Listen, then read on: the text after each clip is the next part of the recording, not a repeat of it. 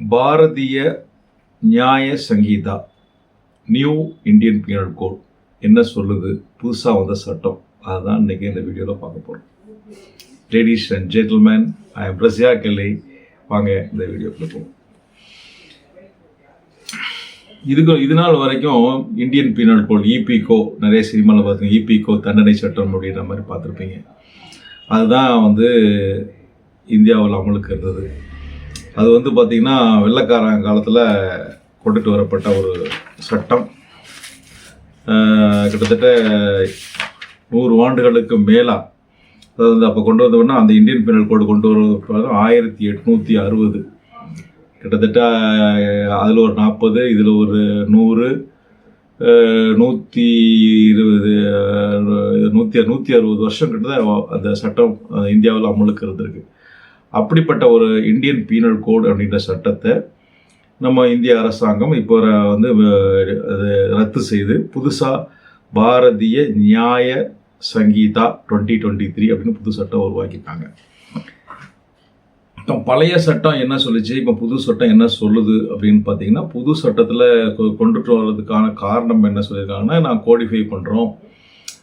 பழைய சட்டம் it is அதை கொண்டுட்டு வந்தது வெள்ளைக்காரன் காலத்தில் கொண்டுட்டு வரப்பட்ட ஒரு சட்டம். இப்போ நம்ம இந்திய மக்களுக்காக நான் இந்தியா இதை கொண்டுட்டு வரோம் அப்படின்ற மாதிரி ஒரு ரீசன் சொல்லியிருக்காங்க. இந்த சட்டத்தோடு சேர்த்து பாரதிய இந்த சட்டத்தோடு சேர்த்து இன்னும் 3 சட்டங்களையும் கொண்டுட்டு வந்திருக்காங்க. அதாவது மொத்தத்தில் பார்த்திங்கன்னா Indian penal code, criminal procedure code, அப்புறம் இந்தியன் எவிடன்ஸ் ஆக்ட், இந்த 3 ஆக்டையும் ரத்து செய்து புது சட்டங்கள் கொண்டுட்டு வந்திருக்காங்க. அதை ஒன்று பார்த்திங்கன்னா பாரதிய நகாரிக் சுரக்ஷா சங்கீதா 2023, இதாவது கிரிமினல் ப்ரொசீஜர் கோடை ரிப்பீட் பண்ணி கொண்டு வந்த சட்டம்.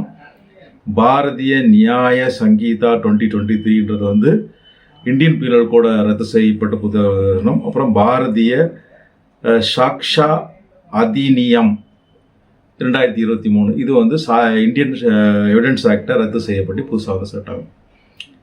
இப்போ புதுசாக வந்த சட்டங்களை பற்றி பல கருத்துக்கள், இதுக்கு எதிர்ப்புகள் தெரிவிச்சிருக்காங்க.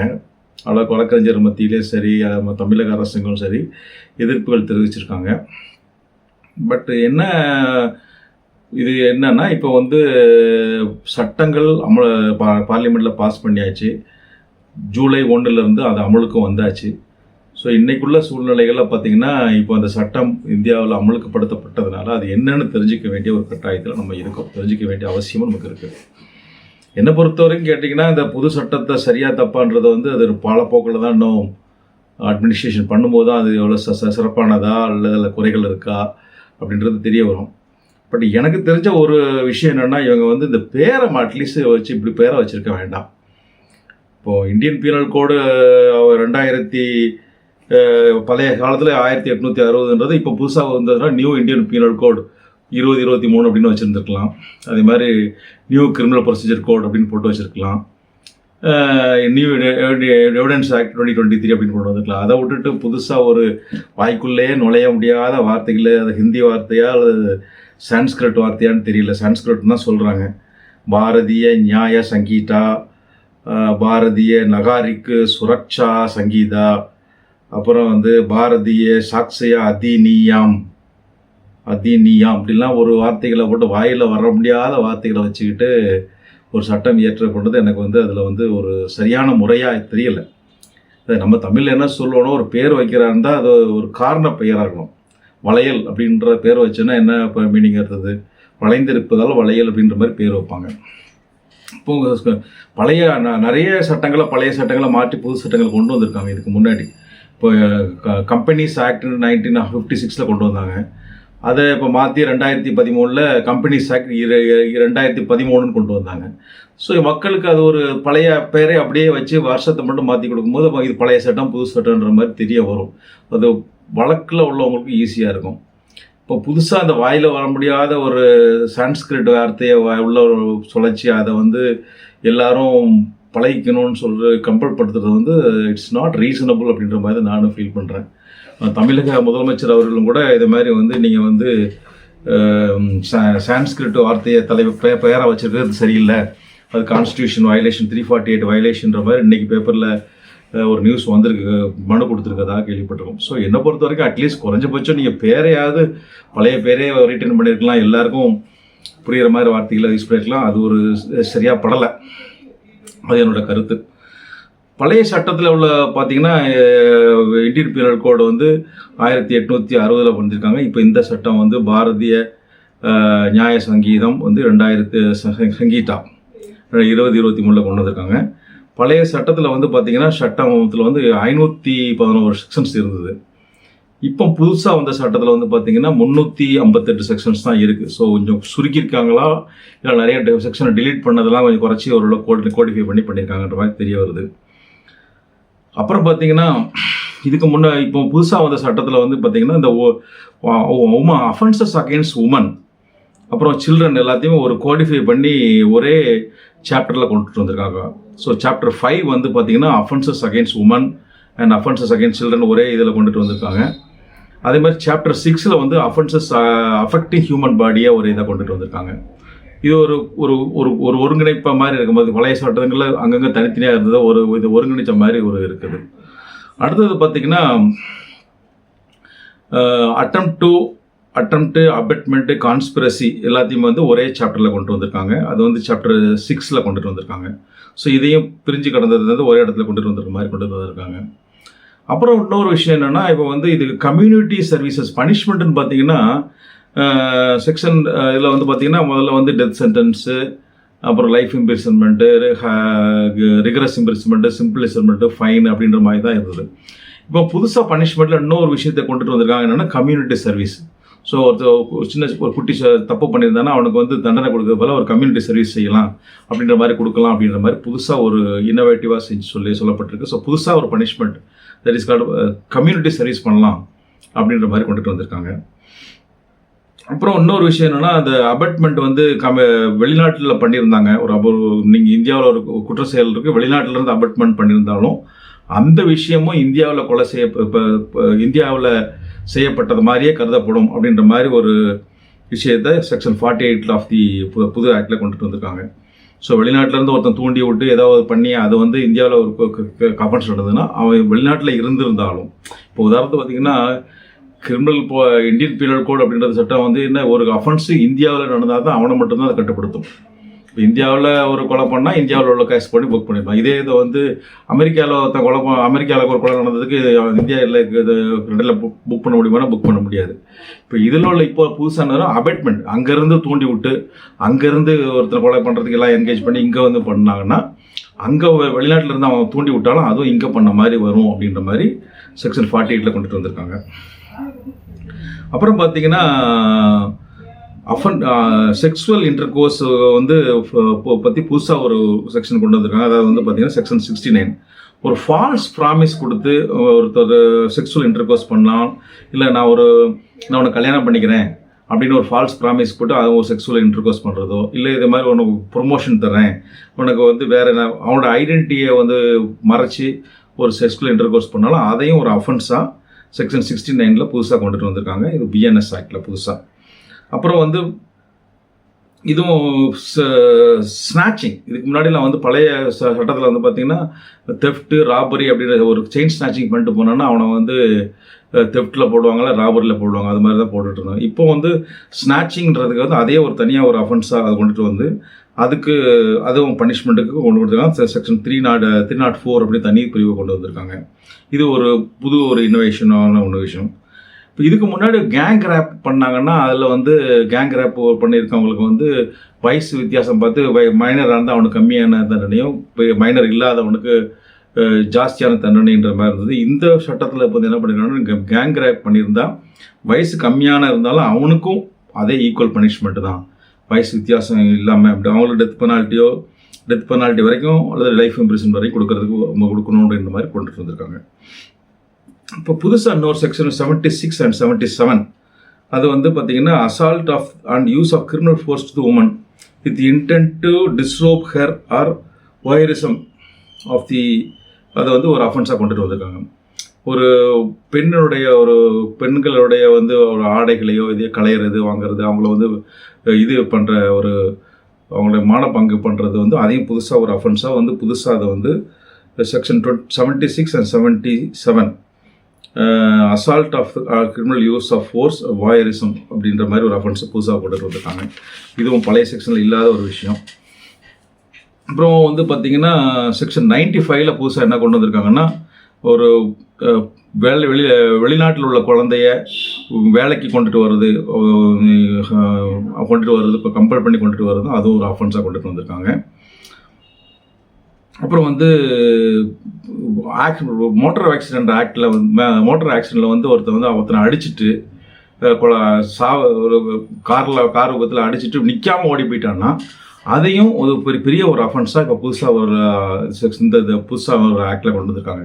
இதில் பார்த்தீங்கன்னா செக்ஷன் 106 ஆஃப் BNS ஆக்டில் என்ன சொல்கிறாங்கன்னா, whoever causes death of any person by doing a rash and negligent act and escapes from the scene of the incident without disclosing the incident to the police officer or magistrate. அதாவது வந்து ஒருத்தர் accident அடிச்சுட்டு ஒருத்தர் சாவடிச்சுட்டு அவனை வந்து பக்கத்தில் உள்ள police ஸ்டேஷன்லையோ அல்லது மேஜிஸ்ட்ரேட்டோ சொல்லாமல் ஓடினா அவனுக்கு 10 வருஷம், நிற்காமல் ஓடி போயிட்டவனுக்கு புதுசாக இதை கொண்டு வந்தாங்க. இது பழைய சட்டத்தில் இல்லாத ஒரு விஷயங்கள். அப்புறம் அந்த ஆர்கனைஸ் கிரைம், அப்புறம் டெரரிஸ்ட் ஆக்ட்லாம் வந்து ஒரு கொடுமையான குற்றங்களாக இப்போ இதில் கொண்டுட்டு வந்திருக்காங்க. அப்புறம் வந்து வெளிநாட்டிலிருந்து ஆட்களை இம்போர்ட் பண்ணுறது, offence related to the importation of person from foreign country, அவன் வெளிநாட்டிலேருந்து ஒரு ஆட்களை இந்தியாவில் இறக்குறதும் அதையும் ஒரு குற்றமாக புதுசாக கொண்டு வந்திருக்காங்க. அப்புறம் செக்ஷன் 124A செடிக்ஷன் ஒரு இருந்தது பழைய ஐபிசியில். இப்போ அந்த மாதிரி விஷயத்தை செடிக்ஷன் அப்படின்றத ரிமூவ் பண்ணியிருக்காங்க, டிலீட் பண்ணியிருக்காங்க. அப்புறம் வந்து பழைய ஆக்டில் வந்து அட்டெம்ப்ட் டு கமிட் சூசைட் அப்படின்ற ஒரு செக்ஷன் இருந்தது. இப்போ அந்த இதை டிலீட் பண்ணிட்டாங்க. அதுக்கு பதிலாக செக்ஷன் 226 கொண்டுட்டு வந்திருக்காங்க. அது எப்படின்னா, attempt to commit suicide with intent to compel or restrain the exercise of any person any power by a public servant. இப்போ வந்து ஒரு தாசில்தார் ஆஃபீஸில் போய் எனக்கு பட்டா தரல, இல்லை எனக்கு பென்ஷன் தரல, இல்லைனா நான் வந்து தீக்குழி செத்து போடுவேன் அப்படின்னு சொல்லி ஒருத்தர் கோர்ட்டில் அங்கே மிரட்டினாங்கன்னா அது ஒரு அஃபென்ஸாக கொண்டு வந்திருக்கேன். இந்த இதில் வரும். அதாவது வந்து ஒரு பப்ளிக் சர்வெண்ட்டை ஒரு வேலையை செய்ய சொல்லியோ இல்லை செய்யாமல் இருக்க சொல்லியோ, நான் இல்லைனா நம்ம தான் சூசைட் பண்ணிக்கிடுவேன் அப்படின்னு சொல்லி மிரட்டுறது ஒரு அஃபென்ஸாக புதுசாக கொண்டுட்டு வந்திருக்காங்க. இது வந்து punishable under section 226 of the புது நியூ ஆக்ட், BNS ஆக்ட்.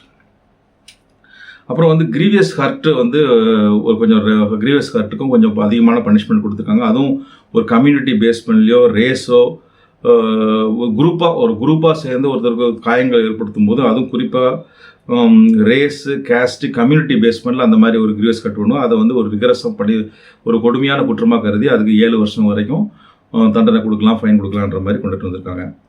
அப்புறம் செக்ஷன் 106 வந்து causing of death by rash and negligent ஆக்டுக்கு வந்து பனிஷ்மெண்ட் வந்து பழையசில் 2 வருஷமாக இருந்தது, இப்போ அது 5 வருஷம் ஆகியிருக்காங்க. ஸோ ரேஷ் அண்ட் நெக்லிஜென்ட் ஆக்டில் ஒரு உயிரிழப்பு ஏற்படுத்துனா பழைய சட்டத்தில் 2 வருஷம் பனிஷ்மெண்ட்டு, இப்போவும் 5 வருஷம் பனிஷ்மெண்ட் இருக்குது. அப்புறம் டெஃபினேஷன் ஆஃப் சைல்டுன்றதுக்கும் டிரான்ஸ்ஜெண்டருக்கும் ஒரு தனிப்பட்ட முறையில் ஒரு புது விளக்கம் கொடுத்துருக்காங்க, டெஃபினேஷனை கொடுத்துருக்காங்க. அப்புறம் மூவபிள் ப்ராப்பர்ட்டிக்கு விளக்கம் எக்ஸ்ப்ளனேஷன் பண்ணும்போது டேஞ்சிபிள் அண்ட் இன்டேஞ்சிபிள், அதாவது கண்ணுக்கு தெரிகிற ஒரு பொருளையும் கண்ணுக்கு தெரியாத ஒரு பொருளையும் கூட அது மூவபிள் ப்ராப்பர்ட்டியாக கருதுகிறாங்க. அதாவது சாஃப்ட்வேர்லாம் இருக்குது, அதெல்லாம் வந்து சாஃப்ட்வேர் கம்ப்யூட்டரில் சாஃப்ட்வேர்லாம் நம்ம கண்ணுக்கு தெரியாது. ஸோ அந்த மாதிரி விஷயங்களே வந்து டேஞ்சிபிள் இன்டேஞ்சிபிள் ப்ராப்பர்ட்டியை வந்து மூவபிள் ப்ராப்பர்ட்டியில் இன்க்ளூட் பண்ணியிருக்காங்க. இப்போ எலக்ட்ரானிக் அண்ட் டிஜிட்டல் ரெக்கார்டு வந்து அதையும் வந்து டாக்குமெண்ட்ஸ் அப்படின்ற கேட்டகரியில் வந்து நம்ம பழைய சட்டங்களில் வரும்போது கம்ப்யூட்டர்ன்றது ஒன்று இல்லை. ஸோ இப்போ வந்து பார்த்திங்கன்னா கம்ப்யூட்டருக்கு சாஃப்ட்வேர் இதெல்லாம் வரும்போது இதெல்லாம் வந்து அதில் உள்ள எலக்ட்ரானிக் ரெக்கார்ட்ஸும் டாக்குமெண்ட்ஸாக கொண்டு வந்திருக்காங்க. மூவபிள், டேஞ்சிபிள் அண்ட் தொட்டு அறியக்கூடிய பொருள், தொடாமல் அறியக்கூடிய பொருள், அதாவது கண்ணுக்கு தெரியாத பொருளை கூட மூவபிள் ப்ராப்பர்ட்டிஸாக கொண்டுட்டு வந்து இதெல்லாம் இன்க்ளூட் பண்ணியிருக்காங்க. இதுதான் ஓவராலாக ஒரு இந்த புதுசாக வந்த BNS ஆக்ட். பாரதிய வாய்கள் நுழைய மாட்டேங்குது, பாரதிய நியாய சங்கீதா அப்படின்ற ஒரு சட்டத்தை அழகாக இது ஒரு நல்ல ஒரு முறையில் இந்தியன் பீனல் கோட் 2023 வச்சுருந்துருக்கலாம். எல்லாருக்கும் ஒரு ஹைகோர்ட்டில் உள்ள ஒரு நல்ல ஒரு நீதிபதி கூட சொல்லியிருந்தாங்க கருத்து. நீங்கள் வந்து நான் புது இந்தியன் பீனல் கோடு தான், புது CRPCன்னு தான் சொல்லுவேன், எனக்கு இது வாயில் நுழைய மாட்டேங்குது ஒரு ஹைகோர்ட் நீதிபதியே ஒரு இடத்துல ஒரு மீட்டிங்கில் சொல்கிற அளவுக்கு இருக்குது. ஸோ அட்லீஸ்ட்டு இந்த பேரையாவது அவங்க வந்து மாற்றி வைக்கிறதுக்கு முயற்சி பண்ணலாம். ஒரு வந்து வாய்க்குள்ள நுழையாத ஒரு வார்த்தையை தமிழ்நாட்டுக்காரங்க இந்தியாவில் எத்தனையோ மொழி பேசுகிறவங்க இருக்காங்க. ஒரு ஹிந்தி பேசுகிறவங்க மட்டுமா இருக்காங்களா, இல்லை சான்ஸ்கிரிட் பேசுகிறவங்க மட்டுமா இருக்காங்கன்னா, இல்லை எவ்வளோ பேசுகிறவங்க இருக்காங்க. இப்போ எல்லாருக்கும் பொதுவான தெரிஞ்ச மொழி வந்து இங்கிலீஷ் தான். ஸோ இந்தியன் பீனல் கோட் 2023ன்னு வச்சுருந்தா நல்லாயிருக்கும். அது என்னோடய கருத்து. அதுக்கு மக்களாகிய நீங்கள் மனு செய்யலாம். பிரசிடெண்ட்டுக்கு மனு பண்ணலாம், பிரைம் மினிஸ்டருக்கு மனு பண்ணலாம், இல்லை நம்ம chief justice of high court, chief justice of supreme கோர்ட்டுக்கு மனு பண்ணலாம். அவங்களே அதே ஒரு ரெட் பெட்டிஷனை எடுத்து கவர்மெண்ட்டுக்கு கன்சிடர் பண்ணுங்கள், டைரக்ஷன் கொடுத்து மாற்றினாங்கன்னா உண்மையிலே நிறைய பேருக்கு உதவியாக இருக்கும். ஏன்னா ஈஸியாக வாயில் நுழையக்கூடிய பேரை சொன்னால் தானே ஒரு இது வந்து வழக்கறிஞர்களுக்கு மட்டும் இல்லை, அங்கே போலீஸ்காரங்க எத்தனை பேர் இருக்காங்க, எத்தனை ஸ்டேட்ஸ் இருக்குது, எத்தனை மொழிகள் இருக்காங்க, அவங்களுக்கும் வாயில் நுழையணும், கோர்ட்டில் எத்தனை பேர் இருக்காங்க, எல்லாருக்கும் நுழையிற மாதிரி ஒரு ஈஸியாக நல்ல பேரை வச்சுருந்துக்கலான்றது என்னுடைய கருத்து. அப்புறம் பார்த்திங்கன்னா இப்போ அந்த புது சட்டத்தில் பார்த்திங்கன்னா இம்ப்ரிசன்மெண்ட் வந்து 33 அஃபென்ஸுக்கு வந்து 33 அஃபென்சஸுக்கு இன்க்ரீஸ் பண்ணியிருக்காங்க. பழைய சட்டத்துக்கும் இப்போ சட்டத்துக்கு பார்த்திங்கன்னா இம்ப்ரிசன்மெண்ட் 33 அஃபென்ஸுக்கு இன்க்ரீஸ் பண்ணியிருக்காங்க. அதே மாதிரி 83 கேஸுக்கு வந்து ஃபைனை இன்க்ரீஸ் பண்ணுறாங்க. பழைய சட்டத்தில் 1800 சில்லற அந்த வருஷத்தில் போட்ட சட்டத்தில் உள்ளது அப்போல்லாம் ஃபைன் கம்மியாக இருந்தது. இப்போ வந்து பார்த்திங்கன்னா இங்கே ஃபைன் எல்லாமே ஒரு கிட்டத்தட்ட ஒரு 83 கேஸுக்கு இன்க்ரீஸ் பண்ணியிருக்காங்க. அப்புறம் 23 கேஸஸ்க்கு வந்து அஃபென்சஸ்க்கு வந்து மினிமம் பனிஷ்மெண்ட் கண்டிப்பாக இருக்கணும் அப்படின்ற மாதிரி போட்டிருக்காங்க. இதுதான் இந்த புதுசாக வந்த சட்டத்தினுடைய பிஎன்எஸ் ஆக்ட், திருப்பி வர மாட்டேங்குது, வாயில் நுழைய மாட்டேங்குது, பாரதிய நியாய சங்கீதா அந்த சட்டத்தினுடைய அம்சங்கள். இதில் வந்து பார்த்திங்கன்னா மொத்தம் ஏற்கனவே சொன்னபடி 358 செக்ஷன்ஸ் இருக்குது. இது வந்து மொத்தம் பார்த்தீங்கன்னா 20 சாப்டரில் சொல்லியிருக்காங்க. ஃபஸ்ட்டு சாப்டர் வந்து ப்ரிலிமினரி, செகண்ட் சாப்டர் வந்து பார்த்தா பனிஷ்மெண்ட். இந்த பனிஷ்மெண்ட்டு வந்து செக்ஷன் 4ல் பார்த்தீங்கன்னா அவங்க சொல்கிறாங்க என்னென்ன பனிஷ்மெண்ட்டுன்றது வந்து பழைய இதில் வந்து கம்யூனிட்டி சர்வீஸ்ன்றது ஒரு பனிஷ்மெண்ட்டாக கொண்டுட்டு வரல. இப்போ உள்ள சட்டத்தில் வந்து பார்த்திங்கன்னா கம்யூனிட்டி சர்வீசஸ் அப்படின்றது வந்து அதுவும் ஒரு புதுசாக ஒரு பனிஷ்மெண்ட்டில் ஒரு விதமாக கொடுத்துருக்காங்க. செக்ஷன் 4ல் என்ன சொல்கிறாங்கன்னா என்னென்ன பனிஷ்மெண்ட் கொடுக்கலாம் ஒரு குற்றத்துக்கு அப்படின்னு சொல்லும்போது death, imprisonment for life, imprisonment அது வந்து with simple imprisonment, rigorous imprisonment, அப்புறம் ஃபர்ஃபீச்சர் ஆஃப்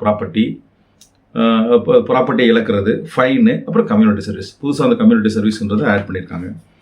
அப்புறம் வந்து பார்த்திங்கன்னா ஜென்ரல் எக்ஸப்ஷன்ஸ், தேர்ட் சாப்டர் வந்து பார்த்திங்கன்னா ஜென்ரல் எக்ஸப்ஷன்ஸ், என்னென்ன இப்போ ப்ரைவேட் டிஃபென்ஸு இதெல்லாம் அஃபென்ஸாக வராது அப்படின்ற மாதிரி என்னென்ன விஷயங்களை சொல்லியிருக்காங்க. அப்புறம் வந்து பார்த்திங்கன்னா சாப்டர் 4 அது வந்து பார்த்திங்கன்னா abetment, criminal conspiracy and attempt. So வந்து இதை வந்து மொத்தமாக கோடிஃபை பண்ணி ஒரு இடத்துல கொண்டுட்டு வந்துருக்காங்க. ஒரு குற்றத்தை அபேட்மெண்ட் பண்ணுறது, ஒரு குற்றத்துக்கு காரணமாக இருக்கிறது, அட்டெம்ப்ட் பண்ணுறது, கான்ஸ்பிரசி கூட்டு சதி பண்ணுறது, அபேட்மெண்ட் தூண்டி விடுறது, இதெல்லாம் வந்து ஒரே இதை கொண்டு வந்திருக்காங்க. இது செக்ஷன் 45லேருந்து 62 வரைக்கும் கொண்டுட்டு வந்திருக்காங்க. அப்புறம் பார்த்திங்கன்னா சாப்டர் 5 வந்து பார்த்திங்கன்னா offences against woman and child. இதில் பார்த்திங்கன்னா ஃபஸ்ட்டு ரேப்பை கொண்டுட்டு வந்திருக்காங்க. ரேப்புக்கும் ஃபுல்லாக டெஃபினேஷன் பார்த்திங்கன்னா பழைய ஆக்டோட இது வந்து ஒரு நிறைய விஷயங்களை இன்க்ளூட் பண்ணுற மாதிரி கொண்டுட்டு வந்திருக்காங்க. அது இன்னொரு வீடியோவில் பார்ப்போம். புதுசாக ஒரு உமனுக்கு எதிரான விஷயங்களில் பார்த்தீங்கன்னா செக்ஷன் 74ல் பார்த்தீங்கன்னா assault or use of a criminal force to woman with intent to outrage her modesty.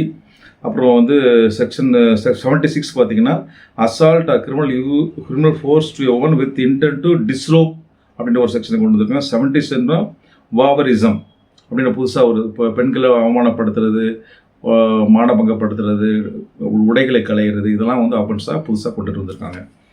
அப்புறம் வந்து சாப்டர் 6 பார்த்தீங்கன்னா offences against affecting human body, இப்போ murder, hurt, grievous hurt, wrongful restrainment, kidnapping, abduction, இது எல்லாமே வந்து சாப்டர் 6ல் வந்து கொண்டுட்டு வந்திருக்காங்க. அப்புறம் சாப்டர் 7 பார்த்தீங்கன்னா அஃபென்சஸ் அகெயின்ஸ்ட் ஸ்டேட்டுக்கு எதிரான என்னென்ன அஃபென்சஸ், கான்ஸ்பிரசி, கவர்மெண்ட்டுக்கு எதிராக பண்ணுறது, அதெல்லாம் கொண்டு வந்திருக்காங்க. சாப்டர் 8 பார்த்தீங்கன்னா offences relating to the army, navy, air force கொண்டுட்டு வந்திருக்காங்க. சாப்டர் 10 பார்த்தீங்கன்னா offences related to coin, currency notes, bank notes கொண்டுட்டு வந்திருக்காங்க. 11 வந்து பார்த்தீங்கன்னா offences against public tranquillity, unlawful assembly, பொதுமக்களுக்கு பொது இடங்களுக்கு தீங்கு விளைவிக்கிற விஷயங்களை கொண்டு வந்திருக்காங்க. சாப்டர் 12 பார்த்தீங்கன்னா அஃபென்சஸ் ரிலேட்டட் டு பப்ளிக் சர்வன்ட்ஸினுடைய அஃபென்ஸ் என்னன்றது கொண்டு வந்திருக்காங்க. 13 பார்த்தீங்கன்னா contempts of lawful authority and public servants என்னோட absconding to avoid service of summons, அது மாதிரி விஷயங்கள்லாம் கொண்டுட்டு வந்திருக்காங்க. சாப்டர் 14 பார்த்தீங்கன்னா false evidence and offences against public justice, அதை கொண்டுட்டு வந்திருக்காங்க. அப்புறம் சாப்டர் 15 பார்த்தீங்கன்னா offences affecting the public health, safety, convenience, defence, decency and morals கொண்டு வந்திருக்காங்க. சாப்டர் 16 பார்த்தீங்கன்னா அஃபென்சஸ் ரிலேட்டிங் டு ரிலிஜன், மதங்களுக்கு எதிரான சட்டங்கள்லாம் வந்து சாப்டர் 16 இருக்குது. அப்புறம் 17 தான் அஃபென்சஸ் அகேன்ஸ்ட் ப்ராப்பர்ட்டி, அப்படி ஒன்று இருக்குது. அப்புறம் பார்த்தீங்கன்னா சாப்டர் 18 பார்த்தீங்கன்னா offence relating to documents and property marks. அப்புறம் கடைசி பார்த்தீங்கன்னா சாப்டர் 19 வந்து பார்த்தீங்கன்னா criminal intimidation, insult, annoyance and defamation கொண்டு வந்துருக்காங்க. கடைசி சாப்டர் 20 சாப்டர் பார்த்தீங்கன்னா ரிப்பீல் அண்ட் சேவிங்ஸ். இந்த ரிப்பீல் அண்ட் சேவிங்ஸை பார்க்கும்போது கண்டிப்பாக முக்கியமான ஒரு விஷயத்தை நம்ம சொல்லணும். இப்போ வந்து பழைய சட்டத்தை ரத்து பண்ணிட்டாங்க, புது சட்டம் வந்துடுச்சு அப்படின்னா அப்போ என்ன ஆகும்? இதுக்கு முன்னாடி பழைய சட்டங்கிறது புதுசாக ரத்து ஆயிடுச்சு. அப்போ பழைய இப்போ ஏற்கனவே யார் மேலாம் கேஸ் போட்டாங்க, மர்டர் கேஸ் போட்டாங்க, தெஃப்ட் கேஸ் போட்டாங்க, அந்த சட்டமே ரத்து ஆயிடுச்சு, ரிப்பீல் ஆயிடுச்சுன்னா அப்போ வந்து அவங்களாம் விடுதலை பண்ணிடுறோமா, அவங்களாம் கேஸ் கண்டினியூ பண்ணக்கூடாதா அப்படின்ற ஒரு கொஸ்டின்ஸ் வரும். இப்போ பழைய சட்டம் ரத்து பண்ணிட்டாங்கன்னா பழைய சட்டப்படி போட்ட கேஸ்லாம் கேன்சல் தானே பண்ணி அவங்க நடத்த முடியுமா? ஸோ ரிப்பீல் பண்ணிட்டாங்கன்னா அப்படி தானே மீனிங் வருது. ஸோ அப்படி தான் மீனிங் இருக்குது. அப்படி மீனிங் இல்லாமல் அதுக்கு தான் இந்த செக்ஷன் 358 என்ன பண்ணியிருக்காங்கன்னா, இந்த பழைய சட்டத்தை ரத்து பண்ணதோட அந்த பழைய சட்டம் பழைய இதுக்கு முன்னாடி நடந்த அஃபென்ஸ் செல்லுபடியாகும். அவங்கள பொறுத்த வரைக்கும் இப்போ எந்தெந்த பழைய பக்ஸில் புக் பண்ணாங்களோ அது நடத்தும். ரிப்பீல் அண்ட் சேவிங் அப்படின்ற விஷயத்தில் கொண்டு வந்துட்டாங்க. ஸோ இப்போ இந்த பழைய சட்டத்தை ரத்து பண்ணாலும் 1/7/2024 முன்னாடி என்னென்ன அஃபென்ஸில் என்னென்ன கேஸ் புக் பண்ணாங்களோ அவங்கள பொறுத்த வரைக்கும் அந்த கேஸுக்கு அந்த சட்டம் செல்லுபடியாகும். இல்லை அதுக்கு ஈக்குவலான சட்டங்களை வச்சு ஃபாலோ பண்ணணும் அப்படின்ற மாதிரி செக்ஷன் 358 வந்து ரிப்பீல் அண்ட் சேவிங்ஸ் கொண்டு வந்திருக்காங்க. இதுதான் இந்த புதிய இந்தியன் பீனல் கோட் சட்டம், அதாவது வந்து பாரதிய நியாய சங்கீதா சட்டத்தினுடைய சுருக்கமான சாராம்சங்கள். இதை பற்றிய இந்த வீடியோவில் பற்றி உங்களுடைய கருத்துக்களை சொல்லுங்கள். ஸ்டூடெண்ட்ஸாக இருந்தால் இதை வந்து உங்களுடைய மக்களுக்கு மற்ற ஸ்டூடெண்ட்ஸுக்கு ஷேர் பண்ணுங்கள். இந்த வீடியோவை பற்றி உங்களுடைய கமெண்ட்ஸ் என்னன்றதை இப்போ சொல்லுங்கள். நமக்கு 2 சேனல் நடத்துகிறோம். ரஷ்யாக் லா டியூப், ரஷ்யாக் சட்டம் அறிவன் நடத்துகிறோம். 2 சேனலில் ஏராளமான சட்டம் சம்மந்தப்பட்ட வீடியோக்கள் இருக்குது. அதை பார்த்து உங்களுடைய நாலேஜை பெருக்கிங்க. அதில் ஏராளமான பிளேலிஸ்ட் இருக்குது. பிளேலிஸ்ட்டில் கிளிக் பண்ணால் அதுக்குள்ளே உங்களுக்கு சம்மந்தப்பட்ட வீடியோ உங்களுக்கு எதாவது டவுட்ஸ் சம்மந்தப்பட்ட இருக்கோ அந்த டவுட்ஸுக்கு சம்மந்தப்பட்ட வீடியோ கிளிக் பண்ணி வீடியோவை பார்த்து உங்களுடைய சந்தேகங்களை தெரிவித்துங்க. உங்கள் சட்ட அறிவிப்பு விரிவிக்குங்க. Knowledge is power. சட்ட அறிவுன்றது தன்னம்பிக்கையோடும் தலை நிமிர்ந்து வாழ வைக்கும். நன்றி. அன்புடன் ரஷ்யா கலி.